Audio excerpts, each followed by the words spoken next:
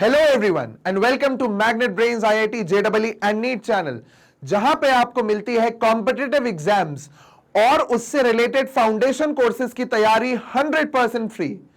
मैं यहां पे आज लेके आया हूं आपके लिए सबसे ज्यादा चर्चे का टॉपिक, जो कि अभी चल रहा है, how to balance school exam with IIT और नीट प्रिपरेशन।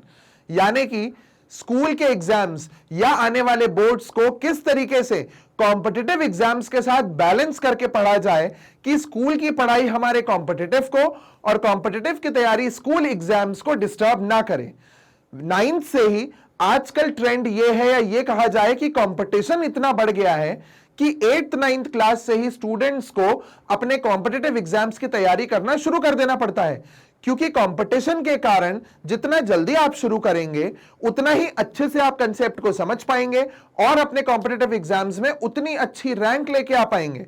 तो बिना देर करे चलिए हम शुरू करते हैं कि किस तरीके से दोनों पार्ट्स को, हमारे एकेडमिक्स और हमारे कॉम्पिटिटिव्स की तैयारियों को बैलेंस करना है। देखिए, तो मैं यहां आपके लिए लेके आया हूं कुछ पॉइंट्स। इन पॉइंट्स पे हम डिटेल में डिस्कशन भी करेंगे और एक एक करके सारी प्रॉब्लम्स के सॉल्यूशंस को निकालेंगे। तो जैसे सबसे पहला है understand the syllabus of both. इसका मतलब यह है कि पहले आप अपने कॉम्पिटिटिव और अपने एकेडमिक्स के सिलेबस को अच्छे से समझ लें। अब यहां पे एक छोटी सी हेल्प आती है फाउंडेशन कोर्स की। वो कुछ इस तरीके से आती है कि जो स्टूडेंट्स ये सोच रहे हैं कि हम 8th या 9th से ही अपने आईआईटी जेईई या फिर नीट की तैयारी शुरू कर दें, तो ऑब्वियस सी बात है कि उनके लिए एकदम से 11th 12th पढ़ना मुश्किल हो जाएगा। तो यहां फाउंडेशन कोर्स आपके लिए हेल्प करता है, जो आपकी फाउंडेशन बनाता है। इसका मतलब कि आपके 9th 10th के टॉपिक्स को ही लेके कुछ इस तरीके से आईआईटी जेईई मतलब 11th 12th के टॉपिक्स के साथ लिंक किया गया है कि हम शुरू से ही नींव को अच्छे से मजबूती से रखना शुरू कर दें और धीरे धीरे स्टेप बाय स्टेप करके हम अपना लेवल, अपना कॉन्फिडेंस और कंसेप्ट्स को इंक्रीज करते जाएं। तो सबसे पहला आपका जो काम आता है, एक दिन फ्री होके अच्छे से बैठिए, एक कॉपी लीजिए, कॉपी में एक लेफ्ट साइड पे पहले आप अपने एकेडमिक्स के पूरे सिलेबस को लिखिए, फिर आप उसके बाद जेईई और नीट में जो सिलेबस है उसको राइट हैंड साइड पे लिखिए। अब ये चीजें आपको किसके साथ करनी है? फिजिक्स, केमिस्ट्री, मैथ्स जेईई के लिए, physics, chemistry, biology for NEET. अब हमने ये चीज कर दी। अब आप ये देखिए कि आपके चैप्टर्स किस तरीके से आपके जेईई और नीट के टॉपिक से लिंक हो रहे हैं। तो मेन चीज इसलिए हमें ये, मतलब सबसे पहला स्टेप ये इसलिए करना है क्योंकि स्कूल की पढ़ाई को हमें डिस्टर्ब नहीं करना। जो स्कूल होता है वो सबसे बेसिक और सबसे ज्यादा एसेंशियल प्रायोरिटी है। कॉम्पिटिटिव एग्जाम्स में you have chance, but school के एग्जाम्स में दूसरा चांस नहीं मिलता। वो दूसरा चांस फिर आपको किसी दूसरे ही फॉर्म में मिलेगा कि अगर आप पहले एग्जाम में अच्छा परफॉर्म नहीं कर पाए तो then it goes for compartment, और जो कि बहुत अच्छा नहीं माना जाता। तो हमें क्या करना है? सबसे पहले हमें लेफ्ट साइड पे हमारा स्कूल का सिलेबस, राइट साइड पे हमारा जेईई का सिलेबस मैच करते जाओ और ये देखो कि स्कूल के कौन कौन से चैप्टर्स ऐसे हैं जो जेईई नीट में भी कहीं ना कहीं लिंक कर रहे हैं। और उन स्कूल के जैसे जैसे आपके स्कूल में और जैसे जैसे आपके बोर्ड की तैयारी में वो चैप्टर्स होते जा रहे हैं, वैसे वैसे बेसिक से आप उनको पढ़ना शुरू कर दें। इससे क्या हो रहा है कि आप एक तरीके से इन्वेस्टमेंट कर रहे हो। जैसे हम बैंक में थोड़ा थोड़ा इन्वेस्टमेंट करके एक बड़ा अमाउंट निकालते हैं, उसी प्रकार आप 9th 10th से थोड़ा थोड़ा इन्वेस्टमेंट करके, थोड़ा थोड़ा बेसिक से पढ़ के आप उसे सेव करते जा रहे हो एक तरीके से अपने जेईई नीट के लिए।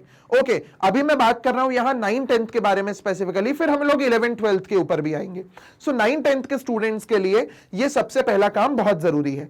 अब अगर मैं बात करूं 11th 12th के लिए, तो 11th 12th के स्टूडेंट्स के जो चैप्टर्स उनके खुद के वो अभी पढ़ रहे हैं, वही जेईई और नीट में आने वाले हैं। तो आपको सिलेबस डिफरेंशिएशन या सिलेबस को ऐसे बाइफरकेट करना बिल्कुल भी जरूरी नहीं है, क्योंकि आप जानते हैं कि आपको वही चैप्टर्स आपके नीट में भी आने वाले हैं या जेईई में भी आने वाले हैं। अब यहां पे आता है हमारा एक छोटा सा एड ऑन।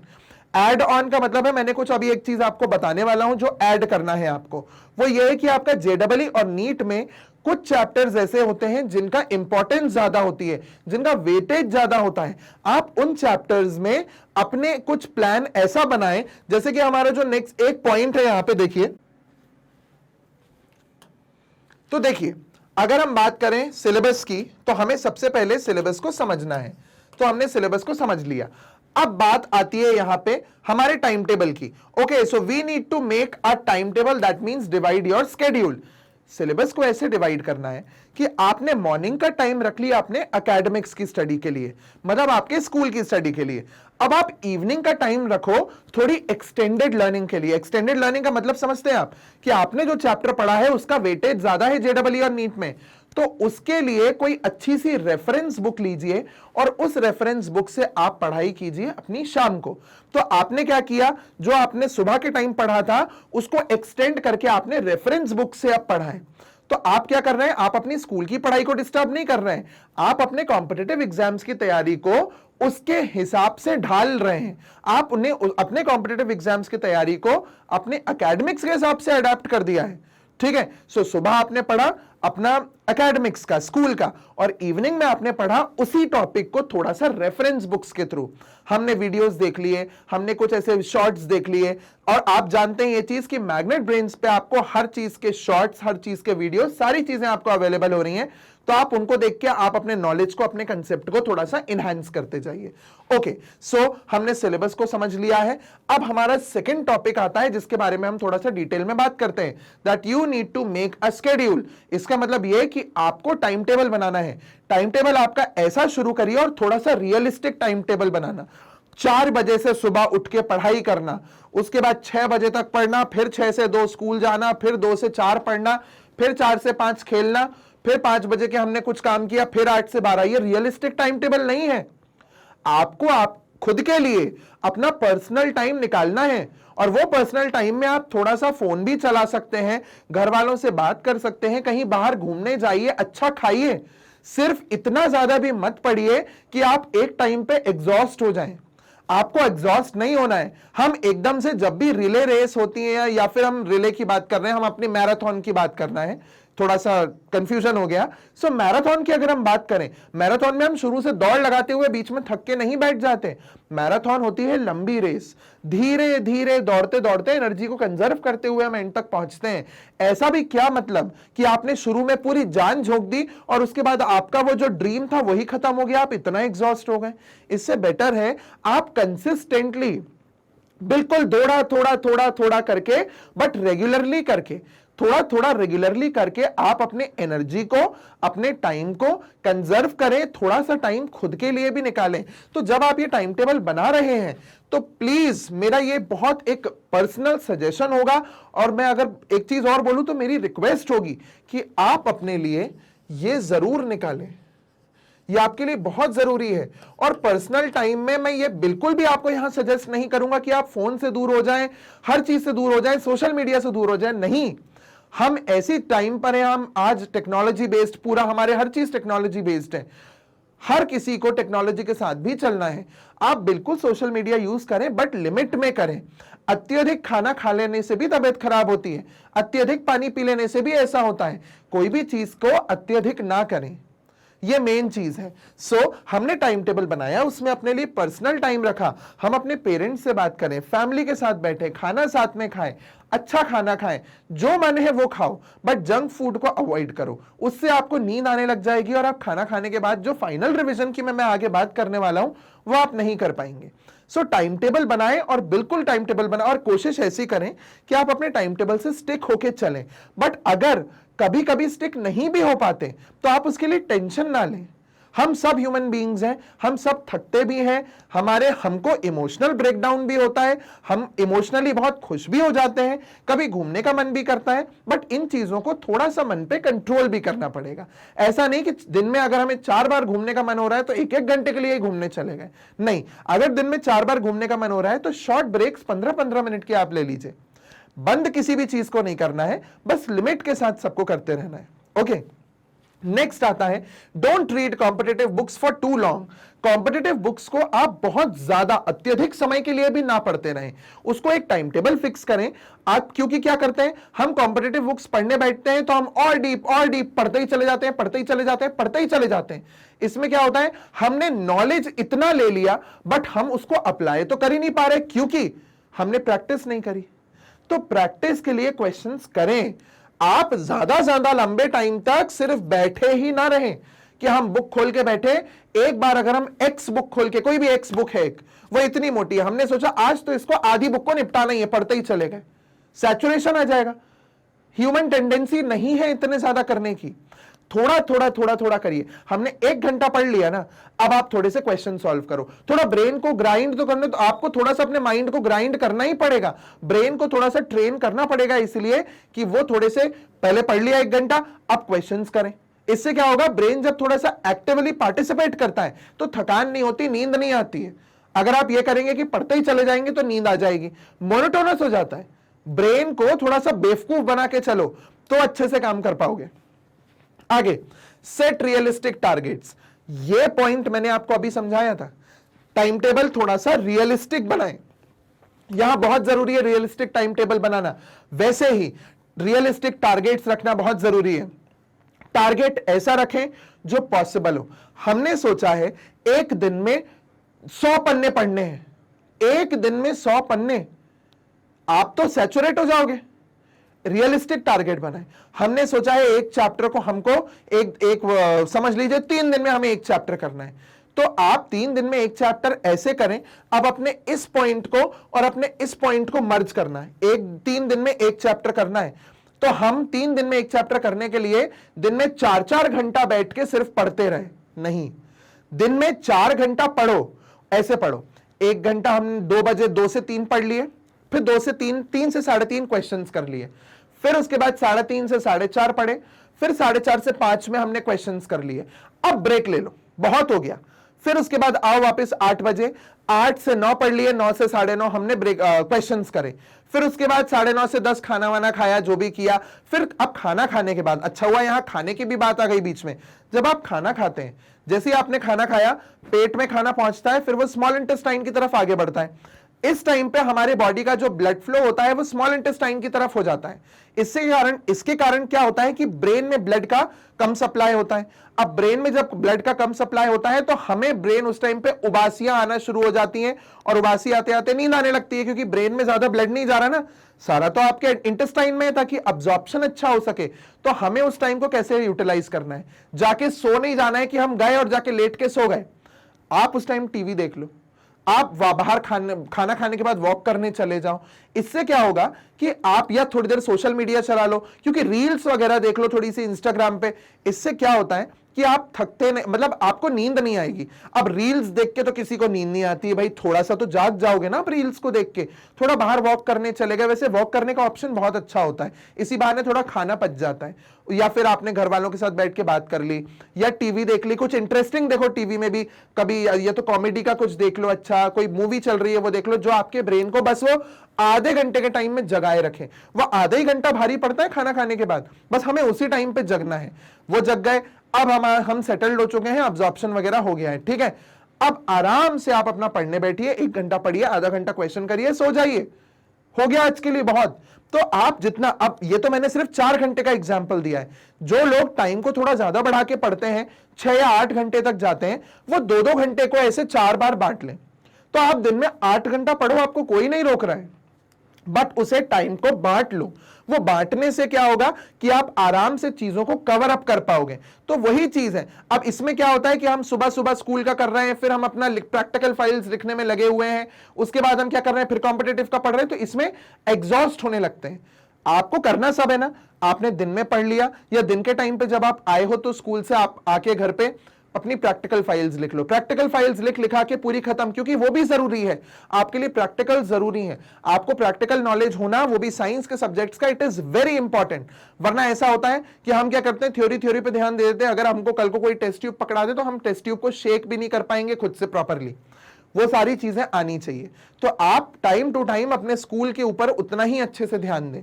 अब हम कॉम्पिटिटिव्स पे आ गए, हमने रात को बढ़िया कॉम्पिटिटिव की पढ़ाई करी, वही जो मैंने आपको बोला, एक्सटेंडेड लर्निंग कर लिया, क्वेश्चन सॉल्व कर लिए। बहुत देर तक हमें बुक्स के लिए लेके नहीं बैठना है ना। रियलिस्टिक टारगेट्स हमने करे कि भाई आज मुझे 50 पन्ने करने हैं, तो 50 पन्ने मैंने पहले 15 पेजेस करे, फिर 10 पेजेस करे, फिर बचे हुए मैंने 15 जो भी बचा हुआ है वो कर लिए। तो मैंने इस तरीके से 15-20 जो भी बच रहे हो, मैंने इस तरीके से 50 पेजेस करे, मतलब टुकड़ों में तोड़ के।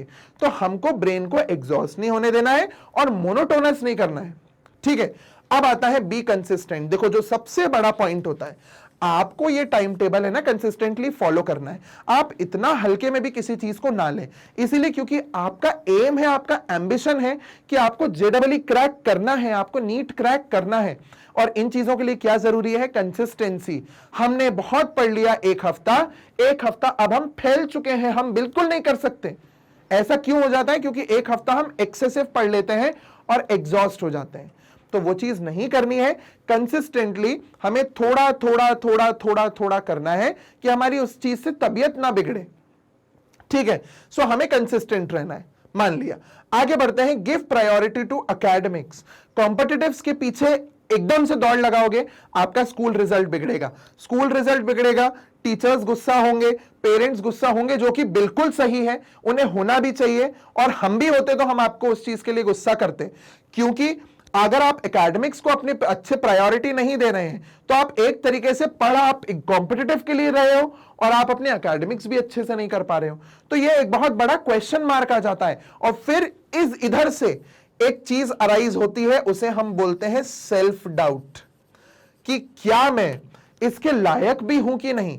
मैं तैयारी तो जेडबलई और नीट की कर रहा हूं, बट मेरे स्कूल में भी एग्जाम्स में मार्क्स नहीं आ रहे। तो सेल्फ डाउट ना आए, इसीलिए आप प्रायोरिटी अपनी एकेडमिक्स को देके चलिए। क्योंकि एनीहाउ जब आप अपनी एकेडमिक्स को अच्छे से कवर करते हैं ना, तो आप एक अच्छा खासा पार्ट अपने कॉम्पिटिटिव एग्जाम्स का भी कवर कर लेते हैं, जेडबलई और नीट का भी आप कवर कर लेते हैं। किस तरीके से? सिर्फ और सिर्फ अपनी एकेडमिक्स पे ध्यान देके। बट एकेडमिक्स पे और एनसीईआरटीज सिर्फ उतनी सी सफिशिएंट नहीं होती हैं, हमें थोड़ा सा आगे बढ़ के एक्सटेंडेड लर्निंग करना ही पड़ती है। ओके, सो ये हमारा पॉइंट हुआ कि भाई गिव प्रायोरिटी टू एकेडमिक्स। आप एकेडमिक्स को ध्यान में रख के चलें, क्योंकि ये चीजें जो हम कर रहे हैं इनके लिए हमने दिन का एक अलग से समय दे दिया है, कहो 2 घंटा। जो 9-10 के बच्चे स्टूडेंट्स हैं जो हमारी तैयारी कर रहे हैं फाउंडेशन की, तो फाउंडेशन केमिस्ट्री, फाउंडेशन हमारा नीट या फाउंडेशन जेडबलई जो लोग कर रहे हैं, उनके लिए बेटर होगा कि वो टाइम लिमिट फाउंडेशन को ऐसा स्पेसिफिक दें कि आज हमारा एक वीडियो आ रहा है, हमने वीडियो देखा, डीपीपी को सॉल्व किया, सफिशिएंट है उतना आपके लिए। अभी आप धीरे धीरे ग्रो हो रहे हो, इतना तेजी से दौड़ लगा के हमें क्रॉस करके बाउंड्री को नहीं निकल जाना है। ना आप 9th में जेडबलई दे सकते हो, ना 10th में दे सकते हो, ना 9-10th में आप नीट दे सकते हो। आप दे उसको 12th के बाद ही पाओगे अपने। तो अभी से रश करके ना खुद को परेशान करो और ना अपना इंटरेस्ट उस चीज में खो दो, ऐसा है। तो थोड़ा थोड़ा करके हर चीज चलने दो। तो मेन चीज हमें क्या है कि हमें एकेडमिक्स को ध्यान देना है, और रात को हमें time for 9-10 I am telling for foundation कि आपको थोड़ा टाइम निकाल के अपने जेडबलई फाउंडेशन या नीट फाउंडेशन को देना है।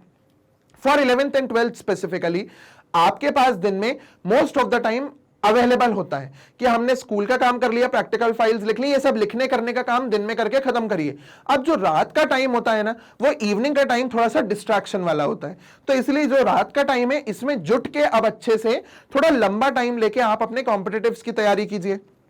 हमने बुक्स पढ़ी, हमने क्वेश्चंस किए, थ्योरी क्वेश्चंस को साथ ही साथ में सॉल्व करिए। अत्यधिक एमसीक्यू को आप करते हो तो आपकी लिखने की आदत चली जाती है।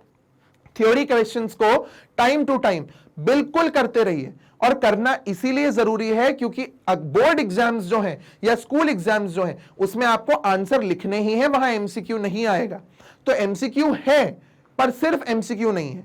तो आप एमसीक्यू की प्रैक्टिस कर रहे हैं, that is very good, but theory answers लिखने की प्रैक्टिस जरूर से करें। क्यों जरूरी है? क्योंकि हमें अपने एकेडमिक्स को भी संभालते हुए चलना है, क्योंकि वो 10th और 12th की जो बोर्ड की मार्कशीट्स होती हैं वो हर जगह काम आती हैं। Wherever you go for job, आप कहीं भी जॉब के लिए जाते हो, आपको 10th और 12th की मार्कशीट दिखानी ही है ना। सो इसीलिए उनको निग्लेक्ट ना करें, सारे काम करते रहें, और इसके साथ साथ में एक स्पेसिफिक टाइम देके अपनी जेडबलई नीट की या तो फाउंडेशन की या मेन कॉम्पिटिटिव की तैयारी करते रहें। Get over the distractions. अब डिस्ट्रैक्शन कैसे आते हैं? आप देखिए, अगर मैं आपको ये बोलूं कि आपके जो फ्रेंड्स हैं वो डिस्ट्रैक्शन है, तो वो बिल्कुल गलत होगा, क्योंकि फ्रेंड्स डिस्ट्रैक्शन नहीं है। एट द सेम टाइम आपके फ्रेंड्स आपको सपोर्ट भी करते हैं हर लेवल पे। तो आप क्या करें, उनका भी टाइम लिमिटेड कर दें कि हम भाई शाम को 5 से 6 थोड़ा घूम के आ गए, हम थोड़ा सा, अगर आप फिजिकल एक्टिविटी कर रहे हो, खेल रहे हो, फुटबॉल खेल रहे हो, क्रिकेट खेल रहे हो, कोई भी फिजिकल एक्टिविटी अगर आप कर रहे हो, तो उसके लिए आप बिल्कुल 2 घंटा डिवोट करिए, क्योंकि आपको फिजिकली फिट रहना बहुत जरूरी है। अगर आप फिजिकली फिट रहोगे, दिमाग खुश रहेगा, दिमाग खुश रहेगा तो पढ़ाई अच्छे से होगी। अत्यधिक भी ना खेलें, क्योंकि रात को हमें पढ़ना है। बहुत ज्यादा खेल के थक हार के सो गए तो हमारी पढ़ाई चली गई। तो इसलिए कोई फिजिकल एक्टिविटी जरूर करें। इवनिंग के टाइम पे अपने फ्रेंड्स के साथ जाएं खेलने के लिए, और घूमने जा रहे हैं तो 1 घंटा थोड़ा सा माइंड फ्रेश करके आप बिल्कुल आ सकते हैं। डिस्ट्रैक्शन बनता है सोशल मीडिया, फ्रेंड्स, घूमना फिरना और टीवी, तब जब हम इसको अत्यधिक मात्रा में करने लगते हैं। अगर आपने टाइम बांध के रखा है अपने टाइम टेबल के हिसाब से कि भाई मुझे 1 घंटा है, मैं 1 घंटे में आधा घंटा सोशल मीडिया चला लूं, आधा घंटा में घूम लूं, तो वह 1 घंटे में आप उतना ही रहने दो। यह चीज है। और एक चीज, अगर आपका बनाया हुआ टारगेट, मैं थोड़ा सा पीछे आ रहा हूं डिस्ट्रैक्शंस के पॉइंट से ही, कि अगर आपका बनाया हुआ टारगेट पूरा नहीं हो रहा है, मैंने सोचा था कि मैं 1 घंटे में 12 पन्ने करूंगा, 12 पेजेस को कवर करूंगा नोट्स अच्छे से प्रॉपरली, तो उस टाइम पे अगर आपका 1 घंटा खत्म होने के बाद आखिरी के 2 पेजेस बच रहे हैं, तो आप उठ ना जाएं कि मैंने तो टाइम टेबल में घूमने का लिखा था। नहीं, घूमने का तब आप टाइम 5-10 मिनट कम कर दीजिए, और वो 10 मिनट आप यूज कीजिए उन 2 पन्नों को कवर करने के लिए। इससे क्या होगा, क्योंकि घूमने की तो हमें जल्दी होती है जाने के लिए, तो अगली बार से जो हम पढ़ाई के बीच में इधर उधर खो जाते हैं मेंटली, वो होना बंद हो जाएगा। क्योंकि ब्रेन कंटिन्यूअसली हमको एक हथौड़ा मारता रहेगा कि नहीं, अगर टाइम से कंप्लीट नहीं हुआ तो हमारा खेलना या घूमने का टाइम चला जाएगा। तो इस वजह से जो टारगेट आपने रखा है, वो टारगेट को एक सेट अचीव करने का ये बहुत अच्छा तरीका होता है कि आपका जो घूमने फिरने का टाइम या फिर वो जो सोशल मीडिया वाला टाइम है ना, उसका 10 मिनट काट के आप अपना सिलेबस या वो जो टारगेटेड पार्ट है उसे कंप्लीट करो। ठीक है, अब आता है एवरी मंथ एंड, हर महीने के एंड में आप अपने नोट्स देखो कि हमने क्या बना लिया है। तो एक बार नोट्स को ओवरव्यू से देखो। मैं बुक को लेके बैठ गया, नोट्स लेके बैठ गया, अब जनरली मैं धीरे धीरे 1-1 मिनट में 1-1 पन्ना पलट के सिर्फ ये देख रहा हूं, एक ओवरव्यू ले रहा हूं कि मैंने इस मंथ में क्या क्या कवर किया है। और यह देखना बहुत जरूरी है, look at the notes and your targets, कि भाई जो मैंने सेट किए थे टारगेट्स वो मेरे पूरे हो रहे हैं कि नहीं। और अगर नहीं हो रहे हैं तो पैनिक नहीं करना है। अब अगला टाइम टेबल आप ऐसा बना लीजिए जहां पे आपका कस्टमाइज्ड टाइम टेबल बना लीजिए, जहां आपका जो टारगेट छूट गया है उसको भी आप कवर कर लो, और जो आपका जैसे कुछ छूटा, मेरे 4-5 पन्ने छूट गए, 4-5 टॉपिक्स छूट गए, मेरा मंथ एंड हो चुका है, तो आप जो अगला मंथ आने वाला है उसमें इनको भी ऐड करिए, और अगले मंथ के टारगेट को बिल्कुल भी वहां से जगह से हिलने ना दीजिए, वो वैसा का वैसे ही रहने दीजिए, इसको वहां ऐड ऑन कर दीजिए।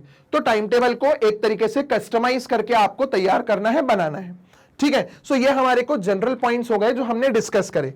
अब मैं आपको एक तरीका यहां पे और बता देता हूं कि जो आप परेशान होते होगे कि हम अगर वीडियो देख रहे हैं तो उसमें बहुत सारे नोट्स आ रहे हैं, हम उसे बैलेंस कैसे करें। तो नोट्स में आप क्या करिए, जब आप वीडियो को देखते हो तो एक काम करिए कि वीडियो को आप है ना 2 या 3 टुकड़ों में डिवाइड कर लीजिए। अगर 1 घंटे का वीडियो है तो उसे 3 टुकड़ों में डिवाइड कीजिए 20-20 मिनट्स के। इनिशियल 20 मिनट्स के बाद आप 10 मिनट का ब्रेक लीजिए, और अपने हाथों से माइंड मैप्स, फ्लो चार्ट्स और बुलेट पॉइंट्स, इनको यूज करते हुए खुद के पर्सनल नोट्स बनाएं। देखिए, एक नोट्स मिलना और खुद के पर्सनल नोट्स बनाने में बहुत डिफरेंस होता है। जो नोट्स आपको मिलते हैं वो किसी दूसरे की सोच और उसके कंफर्ट लेवल के हिसाब से बने होते हैं, बट जो नोट्स आप बनाते हो वो आपके सोचने का तरीका और आपके कंफर्ट लेवल पे वो नोट्स होते हैं। कोई चीज अगर आपको मिस हो गई है या आपको याद नहीं रह रही है तो आप उसे अपने नोट्स में मेंशन कर सकते हो, बट वही फॉर एग्जांपल आप ये समझ लीजिए कि मैं अगर आपको अपने नोट्स दूं और मुझे वो चीज याद है तो मैं वो नोट्स में मेंशन नहीं करूंगा। ये डिफरेंस आ जाता है खुद के नोट्स में और किसी दूसरे के नोट्स में। दूसरे के नोट्स रेफर करने के लिए बहुत अच्छे हैं, बट खुद के नोट्स जो होते हैं वो हमें अपग्रेड करते हैं, हमेशा हमें और हमारे कंसेप्ट्स को और नॉलेज को एनहांस करते हैं। सो नोट्स बनाना भी एक आर्ट होता है जो आपको तरीका समझना होगा। उसमें आप ज्यादा से ज्यादा चीजों को फ्लो चार्ट्स, माइंड मैप्स और इनका यूज करके बनाएं, हाइलाइटेड बॉक्सेस में। और एक सबसे इंपॉर्टेंट चीज होती है कि जब आप नोट्स बनाते हो तो नोट्स में आप कलरफुल पेन्स का यूज करें। ऐसा नहीं कि आप वहां पे डेकोरेशन कर रहे हैं रंगोली से, बट आप क्या करें कि वहां कलर्ड पेन्स का यूज जब आप करेंगे तो आपका ब्रेन जब पढ़ता है ना बहुत ज्यादा, तो वो है ना एक टाइम पे आके थक जाता है। बट अगर कलरफुल चीजें देखने के लिए मिलती है ना तो ब्रेन जल्दी नहीं थकता, उसको मोनोटोनिसिटी नहीं मिलती है। अगर मैं पढ़ता गया कलरलेस बुक, मैं 2 पन्ने के बाद बोर होने लगूंगा। बट अगर उसमें ही थोड़े से इमेजेस डाल दो या कलर से 2-3 लाइनें मैंने दूसरे कलर से लिख दी तो क्या होगा, मेरा ब्रेन एक्टिव रहेगा। कलर्स देख के ब्रेन खुश होता है। तो मैंने जैसा पहले भी बोला था कि ब्रेन को है ना बेवकूफ बना के चलना पड़ता है कि हमें काम कैसे करना है, तभी ब्रेन आपका लंबे टाइम तक आपको जैसा आप चाहोगे ना वैसा साथ देगा। ब्रेन तो हमें कंट्रोल कर रहा है, अच्छा हमको भी उसे कंट्रोल करना है, ठीक है। सो ये कुछ पॉइंट्स ऐसे हैं जो आपको आपके कॉम्पिटिटिव एग्जाम्स और आपके बोर्ड और स्कूल की तैयारी करने में आपको बहुत हेल्प करेंगे। मैं यहां पे आपको जो प्रायोरिटी से चीजें बता रहा हूं ना वो ये है, सबसे पहले सिलेबस को समझ लेना, उसके बाद अपने टाइम टेबल को डिवाइड कर देना। अब आपने अपने टाइम टेबल को बना लेना। अब एक चीज है, जब आप अपना सिलेबस करोगे ना तो एक चीज और करना कि यहां पे टारगेट सेट कर लेना, ठीक है। सो मैं एक काम करता हूं, सेकंड पॉइंट इसको देके टाइम टेबल के लिए थोड़ा रुक जाता हूं, ठीक है। तो टारगेट कैसे सेट किया मैंने, मुझे इस मंथ में ये 4 चैप्टर करने हैं। अब 4 चैप्टर का क्या करोगे, आप सबसे पहले लेंथ देख लो, एक चैप्टर बड़ा है एक चैप्टर छोटा है, उसके हिसाब से आप अपना टाइम टेबल बना लिया, ठीक है। अब टाइम टेबल बन गया, अब हमें पढ़ना शुरू करना है। बहुत ज्यादा टाइम तक एक्सेसिव रीडिंग ना करें, क्वेश्चन जरूर करें, ठीक है।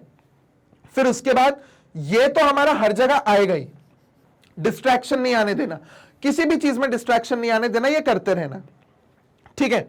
उसके बाद कंसिस्टेंटली आप हर चीज पे काम करते रहें। एकेडमिक्स पे बहुत ध्यान दें, क्योंकि एकेडमिक्स आपको जो कॉम्पिटिटिव की तैयारी है उसे एकेडमिक्स बूस्टअप करता है। बट अत्यधिक कॉम्पिटिटिव करने से एकेडमिक्स डाउन होता है, जो आपके मोराल को भी डाउन कर देता है, ठीक है। सो हमारा एक ये हो गया। एंड फाइनली जो हमारा लास्ट पॉइंट है कि भाई टारगेट सेट जो किए थे उनको अब एनालाइज करो और अपने नोट्स जरूर बनाओ खुद के। आप अगर ये फॉलो करते हैं, आपको बोर्ड और कॉम्पिटिटिव को तैयारी एक साथ करने में, या अगर आप 9th या 11th में हैं, अगर आपके स्कूल एग्जाम्स हैं, कोई प्रॉब्लम नहीं आएगी। आप प्रैक्टिकल फाइल लिखने का भी टाइम निकाल लेंगे, घूमने का भी निकाल लेंगे, सोशल मीडिया का भी निकाल लेंगे, आप घर वालों के साथ भी बैठ के चिल कर सकते हैं, बहुत अच्छे से पढ़ भी सकते हैं और कॉम्पिटिटिव की एग्जाम्स की तैयारी भी कर सकते हैं। उसके लिए इन पॉइंट्स का अच्छे से ध्यान रखें, चाहे तो एक स्क्रीनशॉट ले लें इसी ऑर्डर में अच्छे से और उन चीजों को फॉलो करें। अगर कोई प्रॉब्लम आती है तो आप इस वीडियो के कमेंट बॉक्स में मुझे वो प्रॉब्लम बता सकते हैं और उस प्रॉब्लम को पर्सनली मैं आपको सॉल्यूशन जरूर दूंगा कि उसका क्या सॉल्यूशन है। अगर आपको इससे हटके भी कोई प्रॉब्लम आती है so you can always ask, comment में डालिए। और वीडियो में अगर आपको वीडियो बहुत अच्छा लगा, वीडियो के बारे में बताइए। अगर कोई ऐसा लग रहा है कि ये पॉइंट मैंने मिस कर दिया तो आप मुझे कमेंट में बताइए, मैं उस पॉइंट के ऊपर भी कुछ एक वीडियो आपके लिए स्पेसिफिकली डाल सकता हूं, ठीक है। So you need to work on this. तो चलिए इसी के साथ हम आज का हमारा ये वीडियो करते हैं यहां पे खत्म। मैग्नेट ब्रेन्स किंडरगार्टन से लेकर 12th क्लास तक, NCERT, CBSE, state boards, NTSC, Olympiads और अब एक और 2 स्टार्स हमारे ऐड हो गए हैं, फाउंडेशन कोर्स जो कि आपको जेडब्ल्यू और नीट के लिए जरूरी है, और खुद जेडब्ल्यू नीट के वीडियोस। ये सारी चीजें मैग्नेट ब्रेन्स आपको 100% फ्री में अवेलेबल कराते हैं। मैग्नेट ब्रेन्स पे 2-3 वीडियोस देखने के बाद कोई पेड सब्सक्रिप्शन नहीं लेना, कोई फीस पे नहीं करनी है, क्योंकि यहां सारी चीजें फ्री हैं, वो भी क्वालिटी कंटेंट और क्वालिटी टीचर्स के साथ। सो वीडियो को लाइक करें, चैनल को सब्सक्राइब करें और इसे शेयर करें अपने पीयर ग्रुप, अपने सिबलिंग्स और अपने रिलेटिव्स के साथ, so that together we can improve the quality of education. Thank you.